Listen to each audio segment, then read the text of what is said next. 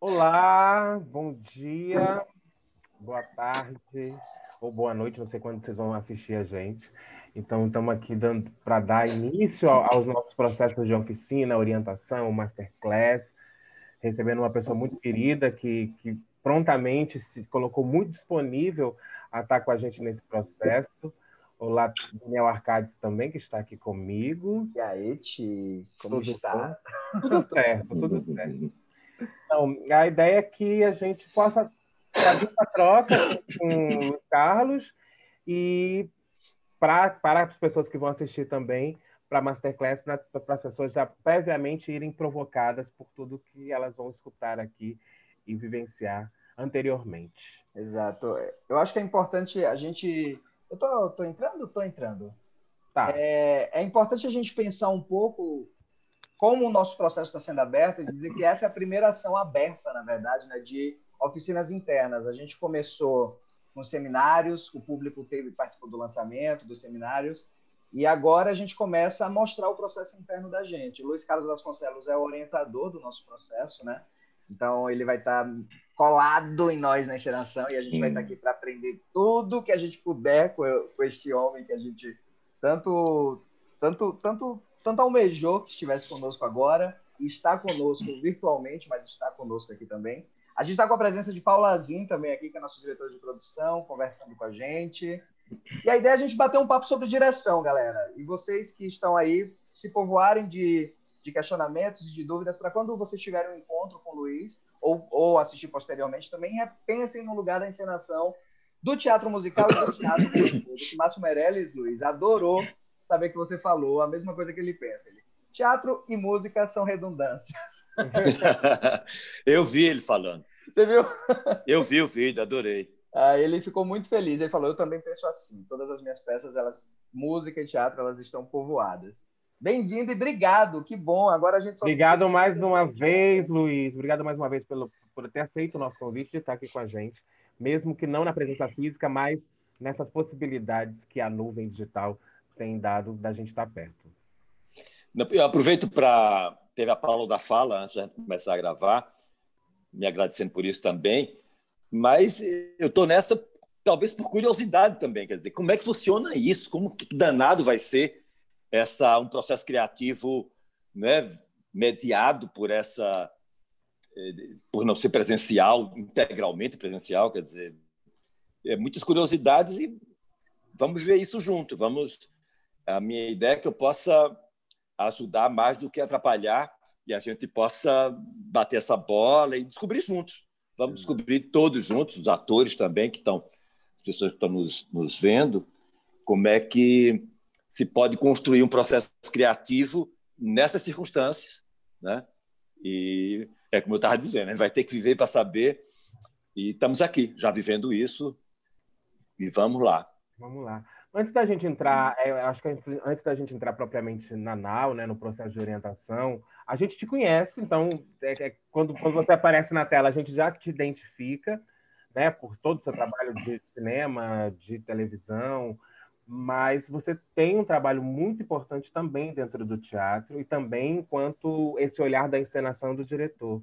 E aí eu queria começar abrindo para você contar um pouco para a gente, para quem só está acostumado a ver você ou na tela ali das emissoras de TV ou na telona do cinema, quando inicia, como é que começa esse diretor, encenador Luiz Carlos Vasconcelos?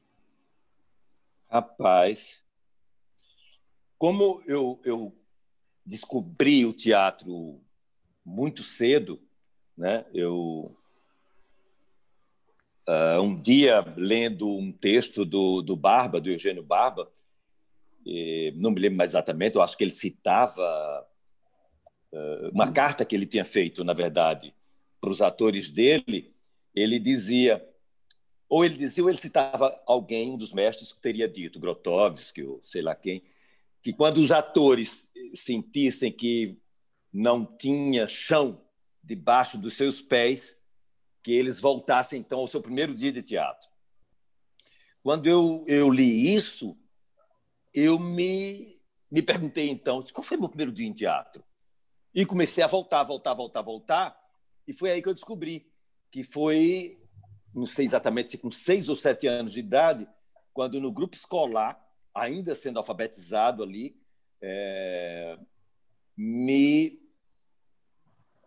a professora me deu um poema para declamar, dizendo que eu mandasse minha mãe me ajudar a decorar e me dirigir, me ensinasse lá a dizer o poema.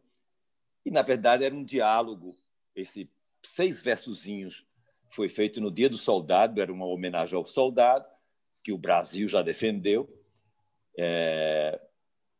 E o filho perguntando ao pai, e eu entendi que aquilo foi minha primeira peça, e eu chamo da menor peça do mundo, uma peça de 6 linhazinhas, e aquilo me marcou muito. E nesse mesmo ano eu vejo um circo, vejo uma peça dentro de um circo-teatro, A Louca do Jardim. E então, ou seja, nesse mesmo ano, com 6 ou 7 anos, eu descubro o teatro, o circo, o ator e o palhaço. E eu já brincava de contar histórias. Eu juntava a molecada, colegas meus de rua e de grupo, e inventava histórias. Muitas ficaram sem final. E então, só para isso, estou dizendo isso para dizer que essa coisa nasceu junto. E quando eu vi o circo, que eu vi que não bastava contar que as pessoas representavam, no dia seguinte eu passei a inventar melodramas, que é o que eu tinha visto. Eu digo melodrama porque eu sempre morria no final, tinha aquela teatralidade esgarçada. E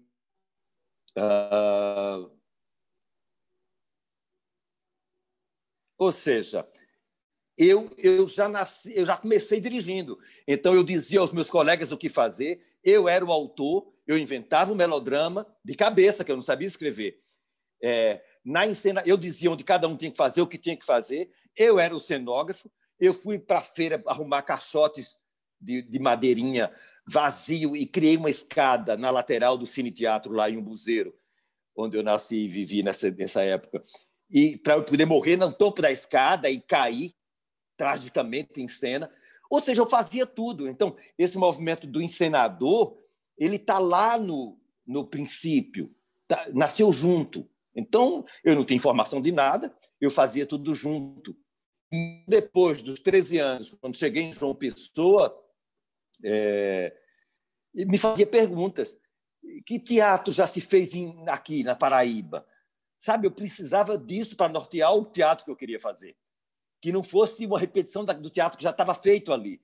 Essa pergunta sempre me caminhou comigo. Depois de um certo tempo, final da adolescência, eu já perguntava, mas que teatro se faz no Brasil, se fez no Brasil? Sabe, eu precisava dessa resposta para saber o teatro que eu devia fazer.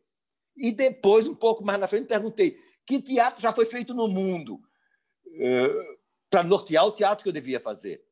Então, isso é a forma de dizer que sempre essa coisa esteve junto. E talvez hoje eu sou obrigado a confessar que o diretor seja a primeira voz, que o diretor talvez esteja na frente, pelo fato de eu produzir perguntas e tentar responder essas perguntas com minhas encenações. Vocês congelaram? Eu congelei, mas eu mudei de câmera aqui para descongelar. Tá. Eu estava no celular. Pô, que massa você falar isso, Luiz, porque é muito legal a gente começar a se conhecer nesse sentido, porque quando você falou na quarta, né, que era também do interior da Paraíba, né? Eu me identifico muito com essa fala, porque é exatamente o início de teatro passa por mim por esse mesmo lugar que você falou, da rua, da igreja, da escola. E a gente está dentro de um projeto que visa a formação, né? Não sei se você passou por uma formação formal de diretor ou se a sua carreira de diretor foi caminhando por isso. Nós não passamos. Quer dizer, Thiago agora se formou em direção teatral pela Escola de Teatro, mas depois de muitos anos como diretor também. E aí, na verdade, eu vi um pouco mais você sobre a importância dessa história pregressa do diretor, se é que se pode usar essa palavra, do diretor orgânico, digamos assim. Ele vai se formando para além dessa educação formal. E se você atribui que esses dois lugares eles são necessários de se encontrar ou se eles são caminhos diferentes, como você enxerga os diretores que passam por uma educação formal e esses diretores que surgem nesses cenários de teatro, de circo, desses lugares do teatro amador, digamos assim? Eu acredito, nossa história, a minha, a tua, de cada um, nos ensina isso. Acho que cada um tem uma história muito pessoal, muito singular. Eu não tive formação formal, quer dizer, eu não tive não frequentei, não fiz um curso de direção, fiz oficinas, tive contato com muitos diretores, né? Quando eu fui fazer vestibular, entrar para a Universidade Federal aqui da Paraíba, eu aqui não tinha um curso de teatro. E eu, desde os 6 anos, 7 anos, sei que é teatro minha praia. Nesse lugar eu me sentia em casa. Sabe? Eu não só gostava, eu sabia que eu tinha um olhar, eu sei lá o quê. É isso que cada um tem. Algo nos move em tal direção.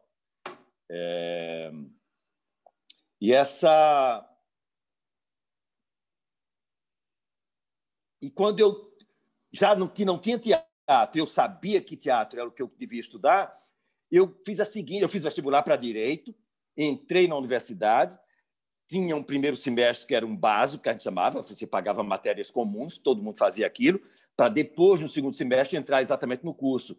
Já no primeiro semestre ali, eu entendi que eu não tinha nada a ver com direito, eu não queria tritar com leis, aprender lei, não era isso. Aí eu faço uma opção. Eu digo, peraí, não é teatro que eu quero? O que é que nessa universidade, dos cursos que ela oferece, vai me servir? E eu fui para letras, dentro do seguinte raciocínio. Eu no teatro, vou ter que analisar textos. Então, eu vou fazer letras, que é o que tem aqui, que vai me ajudar na análise dos textos. E veja como é as coisas. E foi nesse curso de letras que eu vou analisar o conto Sarapalha, do Guimarães Rosa, na parte final do meu curso, na análise literária. Ou seja, eu vou ficar há 13 anos remoendo esse conto na minha cabeça, que vai resultar no espetáculo Sarapalha, Valda Sarapalha. Então, eu sempre me guiei por sair construindo minha formação. Sou um autodidata. As idas, né, que eu ia para o Rio, para São Paulo, de busão, mentindo muitas vezes em casa que alguém, a Secretaria da Educação, me deu uma passagem. E minha mãe pergunta, mas você está indo com como? Ninguém podia me ajudar. Meu pai era funcionário público, minha mãe professora, mas que cuidou dos filhos, 7 filhos, ficava em casa. Ou seja, então era uma formação adquirindo livros, sabe, lendo o que era fundamental. Então, uma construção muito autodidata. E as oficinas. Primeiro, no 10º Festival de Inverno de Ouro Preto, fui para lá fazer um curso sem estar inscrito. Eu era um louco total. Então, pintei uns eucatex com marga patológica, vê só a minha cabeça. Eu dizia que eram quadros para quarto de criança. Na costa do eucatex tem aquela parte mais porosa, eu pintava naquilo, que dava um efeito com tinta óleo e de pintar móvel. Então, eu pintava, eu era bom de desenho, fazia um monte de quadro de madeira, levando debaixo do sovaco para Ouro Preto, achando que eu ia vender e arrumar dinheiro para pagar minhas despesas lá. Não vendi um, abandonei os quadros lá em Ouro Preto, em algum lugar. Ou seja, e fiz aí o curso com Jonas Bloch. Entrei, me mandaram lá para uma sala, o cara brigou comigo, você vem para Ouro Preto sem estar inscrito, e teve que me aturar para eu não voltar, me botou lá num dos cursos de teatro, mandou eu subir para iniciação. Quando eu cheguei lá em cima, estava escrito Teatro 1, e na outra porta, Teatro 2. Iniciação, eu entrei na 1, era o contrário, o 1 era especialização. Quando estava no fim da conversa com o Jonas Bloch, o tal inspetor, coordenador, entrou lá e disse, o que você está fazendo aqui? Eu digo, não era o Teatro 1? Não, o Jonas disse, deixa ele com a gente.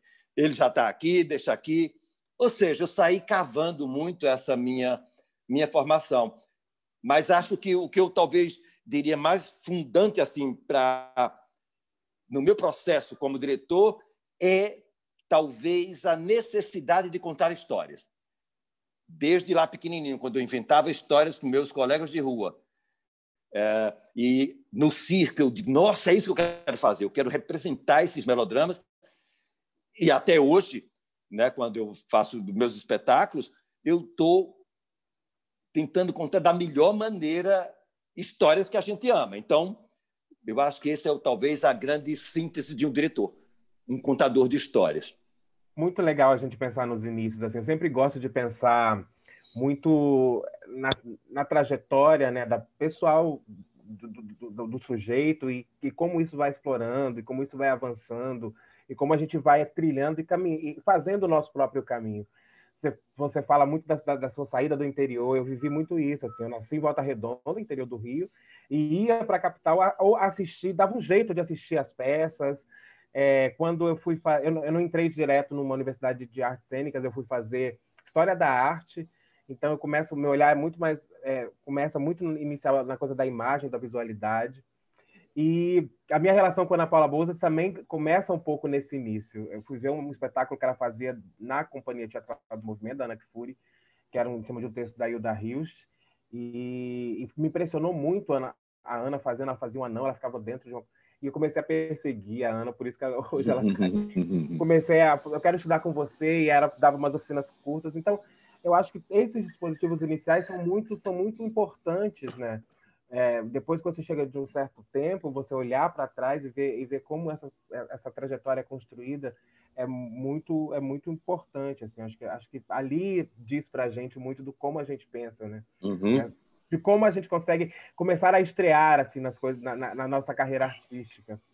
E pensando no início, Luiz, como se dá os seus inícios de encenador? Como se dá o processo inicial de encontro com uma ideia, com uma obra ou com uma maneira de contar uma história? É pelo texto, por conta da sua coisa de letras, são vários dispositivos. Sei que você tem um trabalho muito profundo com circo, né? com palhaço também. Então, como se dá essa estreia? Como você tem uma ideia e qual é o primeiro passo que essa ideia dá para ela acontecer enquanto obra? Pois é, eu acho que antes do primeiro passo, eu acho que o primeiro monstro que eu tenho que enfrentar sempre é o medo. Eu posso contar o exemplo do início de Val da Sarapalha. Eu já contei aqui, eu passei 13 anos depois que eu descobri o conto no curso de letras como leitura de cabeceira. Quase todo mês eu voltava e relia o conto e pranteava, que eu achava aquela história incrível, aquele cachorro quase humano entre aqueles dois primos, aquela relação daqueles primos que se amam e passam a se odiar porque se descobrem amando a mesma mulher. Então, só que quando, em 92, a gente decide montar Sarapalha, que eu volto, eu já estou morando no Rio, eu venho no verão, nas férias, sempre fazia isso, ia para João Pessoa, para cá, e tinham a obra tinha avançado, uma obra do nosso teatro, que estava há 11 anos parada, e eu digo, nossa, vamos montar uma coisa para inaugurar o teatro. E aí penso no conto, que antes eu achava que eu pensava sempre para cinema, porque tem um cachorro em cena. Eu digo, não, tem que ser uma coisa naturalista, tem que ter um cão de verdade, e vai ser um curta. E eu tive, no final dos 80, no Odin Teatret, na Dinamarca, me atritando ali com a antropologia teatral do Eugênio Barba, e me toco, digo, não, um ator pode fazer o cachorro. Ou seja, nesse sentido, o contato com a antropologia, com as expressões não naturalistas do teatro, me deram resposta. Eu digo, não, um ator vai fazer esse cachorro. E vejam só, e aí eu reúno Nanego, Everaldo, Servilho, Soia, para a gente montar a Sarapalha, e saio adiando dia a dia essa primeira reunião. Quando finalmente nos reunimos na primeira reunião, e eu em pânico, por onde começar? Aí decido ler para eles o conto. Só que no primeiro dia eu não li o conto. No primeiro dia eu contei o conto. Vê só, esse detalhe é muito precioso. Então, encontro os atores, vou contar a história a vocês. Aí contei como ela entrou em mim, como ela saía pelos meus poros, como eu a entendia. Então, eu contei para ele. No dia seguinte, vamos começar. Cadê coragem?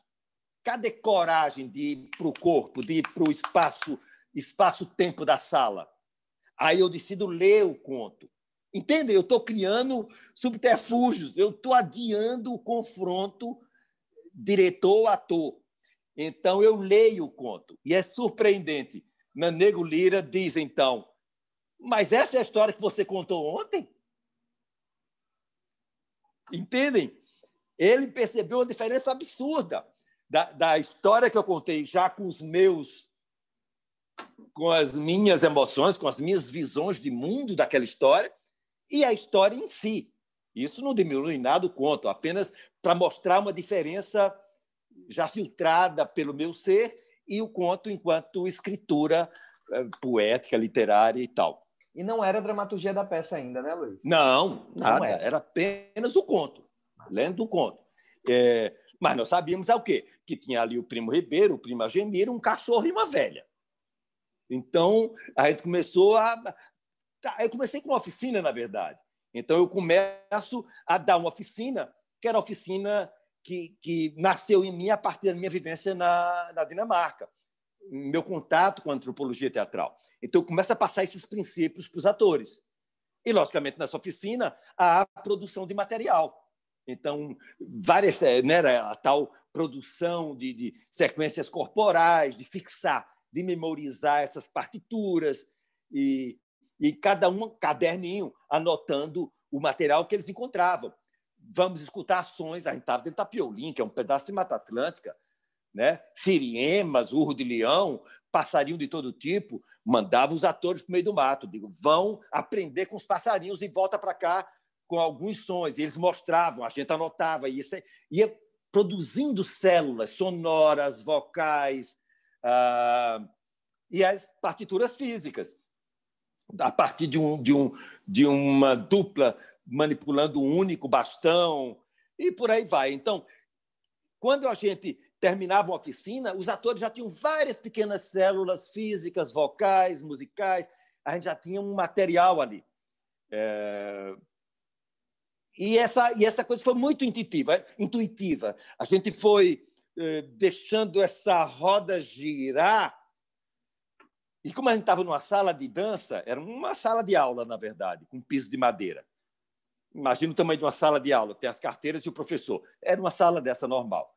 Só que essa era a sala de corpo. Então, ela foi construída com piso de madeira. Era aí dentro que a gente ensaiava. E eu a garimpar material pela redondeza.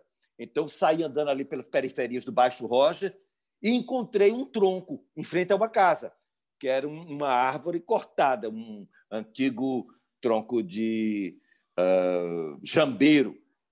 Estava em frente a uma casa, puído de anos, aquele troncão ali, lindo, né? E aí eu cantei a lábia no dono da casa. Digo, eu quero esse toco aqui. Quer o que em volta? Quer uma mesinha, um banco, eu lhe compro uma coisa de verdade e você me dá esse toco, esse tronco aqui para os meus atores ficarem em cima.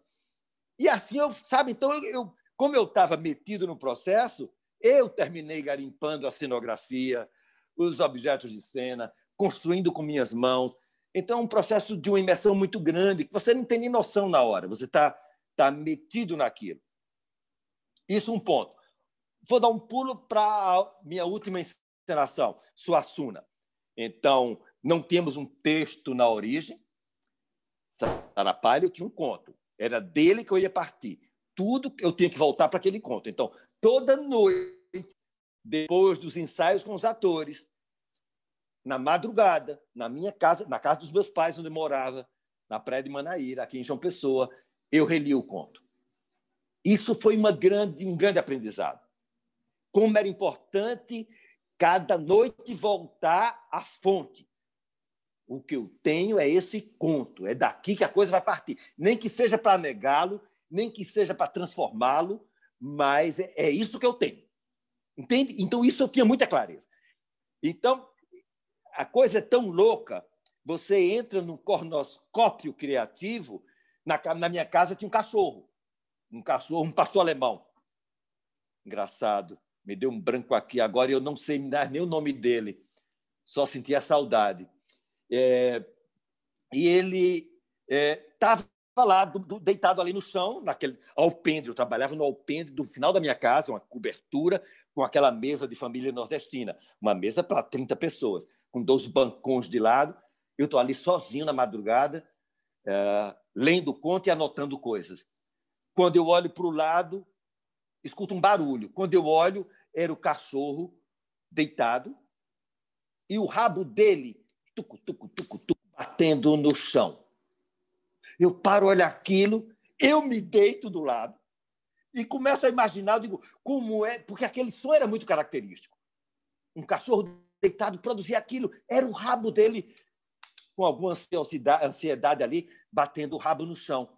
Eu me deitei e descobri que com o pé eu podia simular a batida do rabo do cachorro no chão, que Servilho vai desenvolver na Servilho Gomes, que faz o Perdigueiro Giló na peça. Então, eu estou contando isso para mostrar que é uma coisa sem fim, que e a cada leitura descobria detalhes. Aí essa fala tem que entrar. A fala que estava no narrador, não estava na boca de nenhum dos personagens, mas era tão linda e poética, como é Guimarães Rosa, que essas falas poéticas do narrador ao autor, a gente colocou na boca dos personagens. Então, esse processo é um.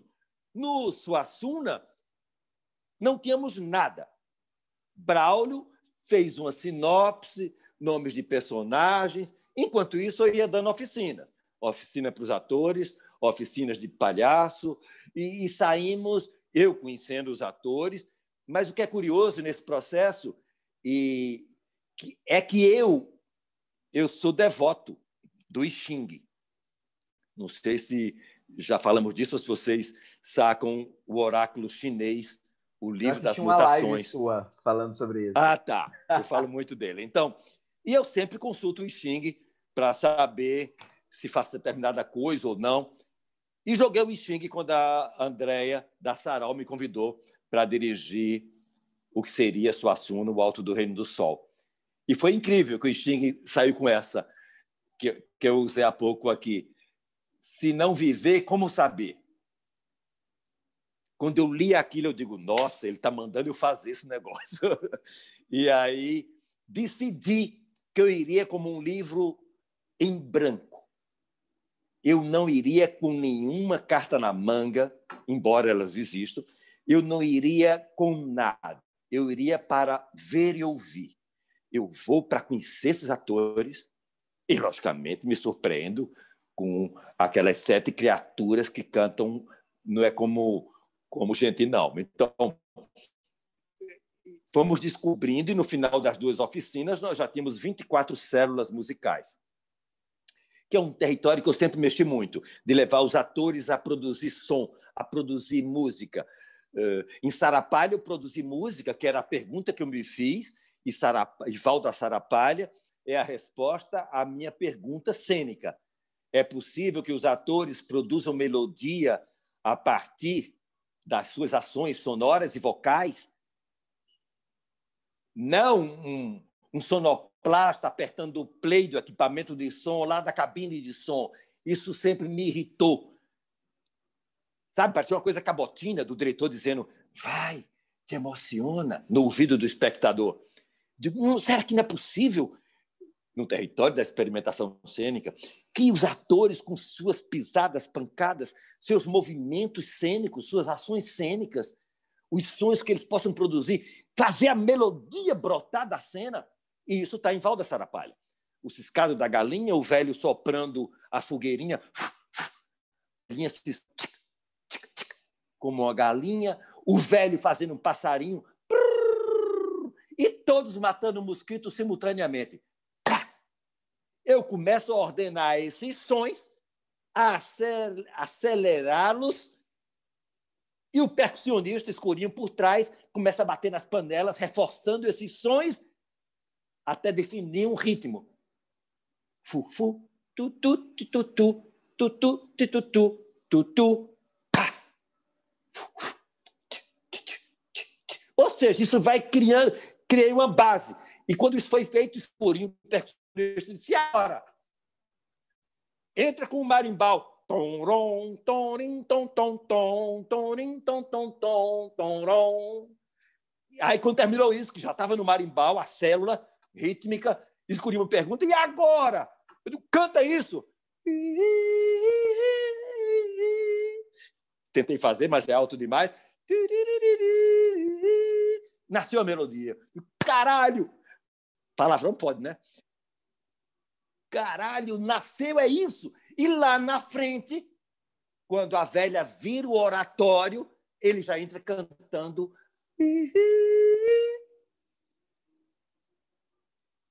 Não necessariamente o espectador vai saber que essa música que ele cantou na virada do oratório foi aquela música que nasceu lá atrás, quando aqueles homens no terreiro faziam seus sonhos e a melodia nasceu.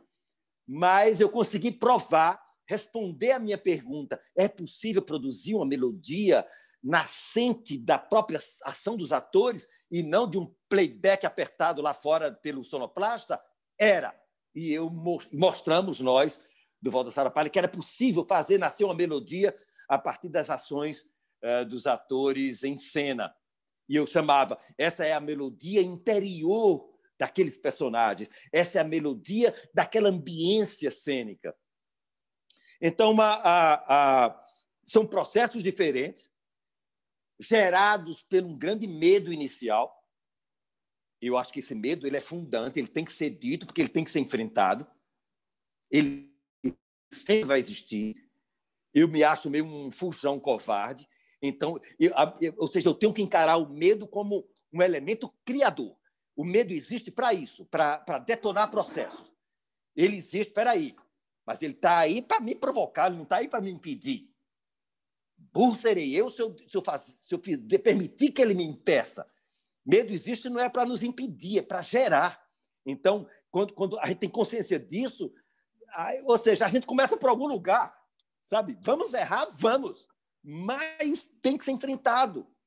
Né? Em outro processo meu, o Retábulo, errei profundamente com meus atores, como que é o processo que eu vivo até hoje. A minha proposta cênica, a partir construir uma cena, isso está no Suassuna também, a partir de padrões pré-existentes, o tabuleiro mágico do poema Sator, poema latino de mais de 2000 anos. Então,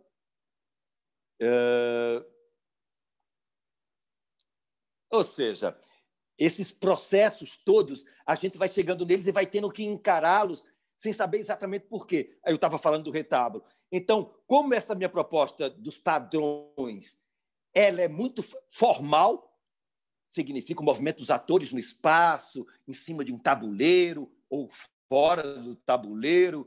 Então, eu me foquei nisso e fiz os atores decorarem os trajetos que os quadrados mágicos nos oferecem. No caso do poema Sator, um tabuleiro 5x5, 5 pequenos quadrados por 5 quadrados, que dão 25 pequenos quadrados, onde estão aí as 5 palavras, cada uma com 5 letras, Sator, Arepo, Tenet, Ópera, Rotas, que pode ser lido de qualquer direção, é um poema palindrômico, pode ser lido para cima e para baixo. Eu estava tão absolvido pela ideia formal que fiz os atores trabalharem a forma e esqueci de cuidar dos atores enquanto agentes, sei lá, criadores psicológicos e cheios de confusões e que precisavam entender os personagens.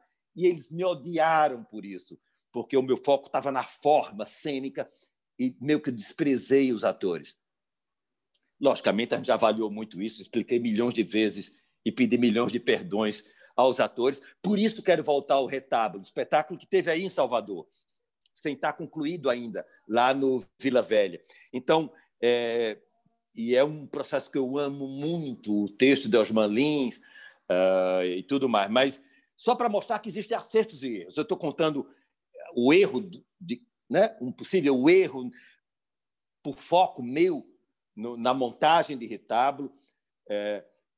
Daí que, no processo do Suassuna, vai surgir a possibilidade de retomar o quadrado, o poema Sator, a partir de 2 cenas que Braulio Tavares escreveu, o Major Antônio Moraes conversando com o seu capataz, e a dona Eufrásia, a matriarca, outra coronela lá, falando com seu advogado. Quando eu vi essas duas cenas, logicamente escritas separadamente dentro do texto dramático, aí trouxe para o meu processo. Digo, eu vou sobrepor a sala da fazenda do Major com a sala da fazenda da Eufrásia, dona Eufrásia, uma sobre a outra. Então, eu vou ter 4 atores em cena e o espectador, que é a minha proposta, sendo que é essa, não vai entender a princípio exatamente do que se trata. Está lá aquele major jogando espelhado, se movimentando espelhadamente com ela, para onde ela vai, ele vai no sentido contrário, e o espectador vai entender, precisa de um tempo, mas daqui a pouco ele vai entender que eles não estão se escutando, que cada um está falando sobre o outro. E aí ele entende que eles não estão se vendo nem se escutando. Eles estão no mesmo espaço, mas em espaços diferentes. Entende? A defesa da minha proposta cênica é essa, de um espectador ativo, que o espectador está fascinado pela beleza, eu acho linda a cena, mesmo sem entender exatamente o que está acontecendo, mas daqui a pouco eu entendo. E quando eu entendo, eu vou vibrar. Eu vou vibrar porque eu vou dizer, caralho, eu sou inteligente, eu entendi. Eles estão eles estão em espaços diferentes. Então, esse espectador ele está na ponta da cadeira, porque ele quer decifrar. Então, eu acredito numa cena, eu, diretor, onde o espectador vai ter que decifrar. Ali não está um prato de feijão com arroz já pronto, que ele só vai danar o garfo e comer. Ali não está uma bala que ele vai só sugar displicentemente, como diz Osman Lins.